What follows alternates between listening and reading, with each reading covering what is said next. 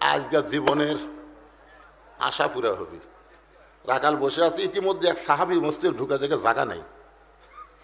যেই সাহাবী মসজিদের মধ্যে ঢুকে দেখে জায়গা নাই, ওই সাহাবীর নাম হলো ওসমান গনি। জোরে বলেন নাম কি? ওসমান গনি চিন্তা করে আমার জায়গাতে কে বসে আছে রে? আপনারা বলেন তো, মসজিদের মধ্যে কারো জায়গা নির্দিষ্ট আছে? একজনের আছে। শুধু ইমামের জায়গা ছাড়া অন্য কারো জায়গা নির্দিষ্ট। কিন্তু ওসমান গনি কেন বলতেছে যে আমার জায়গাতে এটা কে রে? এটা বলার পিছনে কারণ হলো আল্লাহর নবী।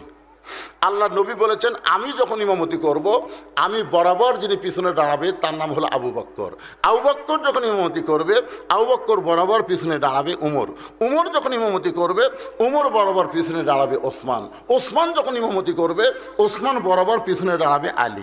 আলী যখন ইমামতি করবে, আলী বরাবর পিছনে। নবী আর কারোর নাম কয় না। সাহাবের বললেন, হুজুর তাআলা হযরত আলী যখন